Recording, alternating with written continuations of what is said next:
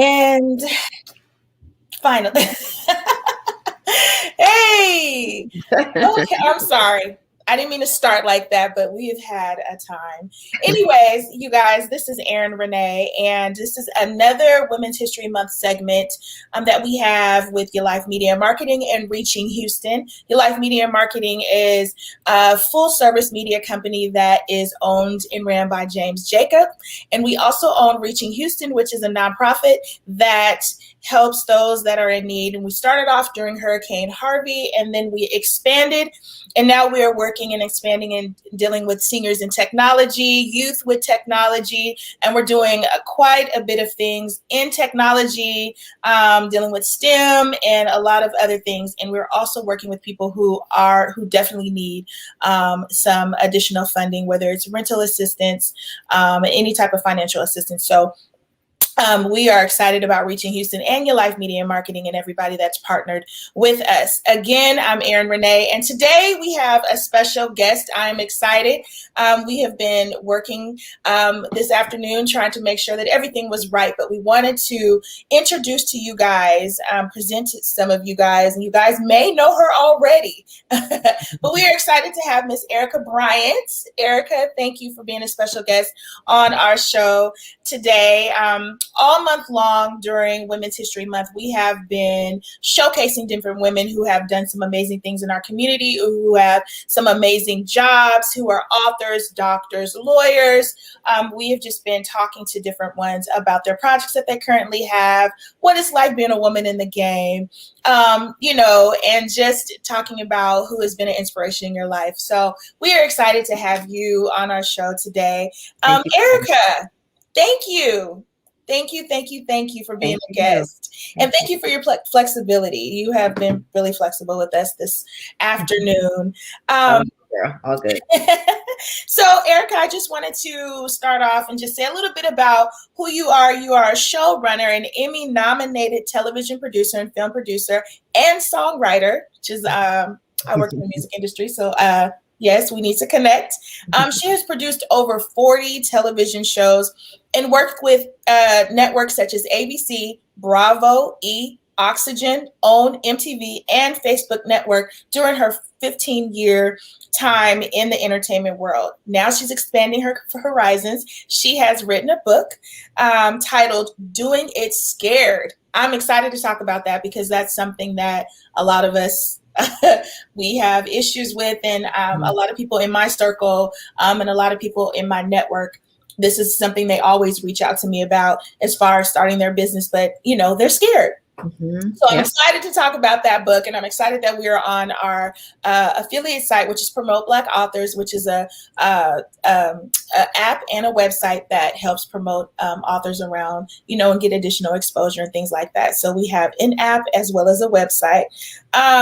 And so you carefully and thoughtfully guide your readers on a journey towards confronting them, conquering their fears by providing them with applicable, practical tools and takeaways for better living. I love that.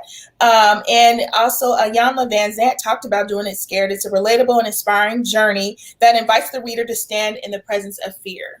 So we'll definitely dive into that. But first, before we go into all of that, Erica, let's talk about who Erica is and how did you get your start in the entertainment industry? I actually got my start. I was in the music business, much like yourself, many years ago. In college, I interned at LaFace Records, started interning at Patchwork Recordings, then, got promoted and ended up staying at Patchwork for many years, like 8 years. So I was in the music business for a long time. And late in my 20s, I was like, I think I want to use my degree. It became time for me to kind of change some things and kind of go in a different direction. And so I decided to tap into my mass media arts degree from Clark Atlanta University, CAU, anyone. And so I basically started from the bottom. I had gone from a pseudo executive kind of position all the way down to being a production assistant. And I don't say down in a way like that's a bad thing, but literally from the very first rung on the ladder, making like $100 a day back then, and was on video sets. And my first video shoot, I talk about this in all my interviews, it was Sierra My Goodies. It was a 27-hour video shoot, and I was there, did not sleep, got to work at 7 a.m., leave to the next day. And 7 hours? Yes, honey. Oh Yes. my God. And I only made like, I think 100 and maybe, I think they paid me a little extra because I was there the whole time. I think maybe 125 or 150 or something. It was nothing, not a lot. You know what I mean? Yeah. For all the work you put in, like I was Yeah. like $5 an hour, who knows? So it was very minimal. And, it was very inspiring though. Like even though I was there for that many hours, Mhm. something caught fire in me on that day.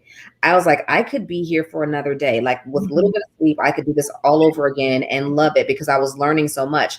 It Mhm. was humbling because I was on a set with people that were previously my clients at the studio. But at the same time, I was like, this is awesome. And I can create my own lane in this TV world. And so did TV, PAing and stuff like that. I eventually, after working for Tyler Perry for about a year, when he did Diary of a Mad Black Woman, I was executive assistant. After that, I moved to Los Angeles and got my first job on America's Next Top Model in casting. And, that was where my career really began. That was like in 2006 here in Los Angeles. And I had moved here for a 2-month gig on that show and never went back to Atlanta after that. I've been here for 15 years ever since. And so, it is about betting on yourself. It is about taking leaps of faith.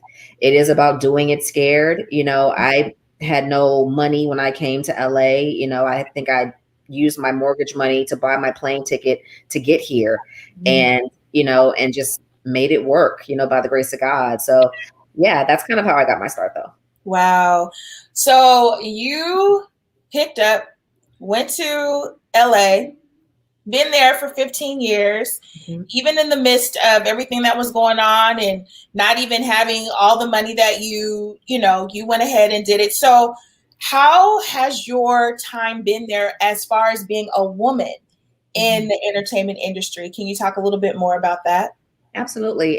It's an honor, to be a woman of color in this business. Mhm. There's not nearly as many as there should be of us. Mhm. And so often I have been, the only face in the room, at the table, in the conversation, and I don't take that lightly. That does not, that's not lost on me is what I'm trying to say. And so it's been a great journey for me because I'm just a positive thinker. The glass is always half full with me. Mhm. There have definitely been some moments where it's been like, oh my God, this is rough. But, I think as a woman, as a Black woman, I always say we just have to be stronger, better, faster, stronger. You know what I mean? I think I said stronger twice, but we just have to really be dialed in and know our stuff. We can't afford to half step. We can't afford to fall short, because we just don't have that luxury. And so for me, it was a hard journey starting out, and it still has its moments now because the production life is no joke. It's, 12-hour days minimum, most maybe 16, 18-hour days on some shows. And you have to really figure out your life work balance. Freelance producing is not for the faint of heart. You really have to know how to balance your time, balance your budget, because you don't eat what you don't kill. If you're not working, you're not making money, you can't pay rent. So you really have to be networking. You have to be on set, be the best, friendly with everyone, let people get to know you, show your leadership skills, things like that. So for me, my journey, it's been charmed. Yes, it's had its lumps and its bumps, but I don't complain about any of it. I'm just thankful for every step of the way. That's awesome. That's awesome. Yeah. So let's kind of transition into, you talked about it a little bit when you introduced yourself, but doing it scared. So Mm-hmm. you have a new book. So you transitioned from, you've been doing television, film, and now you are an author. So let's talk about that because that's exciting. I know a lot of people, always say, Erin, you're going to write a book. I'm like, no, I'm not. Never going to write a book. But I'm so intrigued and so fascinated by those who do take the time and write. I have a whole lot that I would love to talk about, my journey and how I got to where and how I'm still, on this journey. Yeah. However, I just haven't got to that point in my life, but I'm very fascinated with people who have. So congratulations, first of all, for being an author. That's an amazing accomplishment. But let's talk about doing it scared, because again, that is something that I know a lot of people battle with. Mm-hmm. And I would love for people in my audience to get their hands on your book, because this is something that definitely needs to be addressed. Yeah. So let's talk about doing it scared. And why you decided to write the book. Okay, so unlike yourself, people have always told me the same thing. You're going to write a book one day, Erica. And I was like, yes, I am. When I'm older, when I'm older. And then, I'm in my 40s now. I'm like, girl, what you waiting on? 60? Like, what's going on? And so basically during the pandemic, I spent so much time on these television shows and again, these long hours exhausting myself. And, when you're constantly working for other people and fulfilling the dreams of others, you don't really have time to fulfill your own dreams. Right. And so during the pandemic, when the whole world shut down and we were kind of quarantined to our homes, I loved it, honestly. I am a homebody. Love my own company. I like myself. So I was like, this is great, except for the not making money part. That was whack. But then, I had been wanting to write this book for probably the better part of 15, 20 years, to be honest with you. But didn't know what to write for a long time. Didn't know what subject, what angle I would come from. I got the title and dropped in my spirit, I'd say maybe 4 years ago, something like that. And typed it in my phone. And every now and again, I would get kind of just downloaded like, oh, this is a good thing to talk about this. So I was just typing my notes in my phone. And during the pandemic, I decided that I would do 10 minutes per day to just sit and dedicate to writing this book. I journaled and stuff, on the side as well, but this was going to be dedicated to what's this book going to look like? And 10 minutes per day, some of those times turned into 20 minutes or 40 minutes or 2 hours, and I just wouldn't stop. But I didn't want to bite off more than I could chew because I'm such a perfectionist. And I was like, if I say, oh, I'm going to write a chapter a day, then I would be like writer's block, like, okay, what am I writing about? And so what was really helpful, though, was my television career, because I carted out the book the way that you would cart out a television show, act by act. This was chapter by chapter. And so I was able to kind of pull in some of my other gifts and talents to help assist me, on that path. And so by 10 weeks, within the pandemic, after starting, I had a complete book, and was unexpected. I was actually, when I got to like chapter 6, I was like, ooh, I think I want to maybe finish this in 8 weeks. I ain't make it. So it's 10 weeks because 8 is like a magical number for me. It's published under chapter 8 publishing. And so 8 is kind of a number that kind of repeats itself in my journey. But anyway, yeah, so the book is definitely an inspirational guide to help people to overcome their fears. I had, left San Francisco to go to Atlanta, Georgia, pretty much by myself with my best friend. We both went to Atlanta, to Clark Atlanta University, and knew nobody else there. My god sister was there. She was at Spelman a year ahead of me, but we didn't have family there. So we just kind of took a leap of faith, went out there. I stayed there, took a leap and was scared to apply, to the job at LaFace Records, got an internship after I was turned down twice, got an internship at Patchwork. So I was always afraid. And I realized that I kept facing these mountains of fear in my life, but I always pushed through because I knew on the other side of those mountains were the blessings that, God had for me. And so I just would go harder. When I knew I was afraid of something, I have to tackle it. And that was pretty much the inspiration behind the book. And I know I'm not the only person that battles with fear. But I think it's important for us to tap into our courage and, everything that we need in this life we were born with. And so we just have to tap into it and let our magic shine through. Nice. I love it. So how would one get their hands on this book? Well, I have a proof here. So the book actually was released on Monday on Amazon.com, the ebook. The paperback has given me some issue with Amazon, so they're figuring it out. God bless them. But here's a proof of the book. So they can find it on Amazon.com. Ooh, nice. Or they can find the book on my website, erica-bryan.com. That's ERIKA-BRYANT.com. You can order a paperback on there, and I'll sign those copies and ship those out separately with a couple promo items. But if people want to wait a couple days, it should be up on Amazon, I would say, by tomorrow or Saturday. I'm just waiting on them to make it go live. I've been stalking them since Monday, so it's been If you are just now logging on and watching, I am Erin Renee, and I am talking to Miss Erica Bryan, who is a producer, showrunner for many of the networks that you guys watch. And so she has been in the game in the music industry for some time. And now she's an accomplished author. And she has a book called Doing It Scared. So definitely go to Erica, ERIKA-Bryant.com so that you can order her book, or you can wait a couple days and it should be on Amazon in a few. But we definitely want to make sure that we support that. And we also want to make sure that's on our Promote Black Authors site so that we can have our readers go and click on the link on that site as well. Erica has been talking about her book and how she decided to move from Atlanta. She went to LA, and she's been in LA for the last 15 years, living her dream, doing what she loves to do.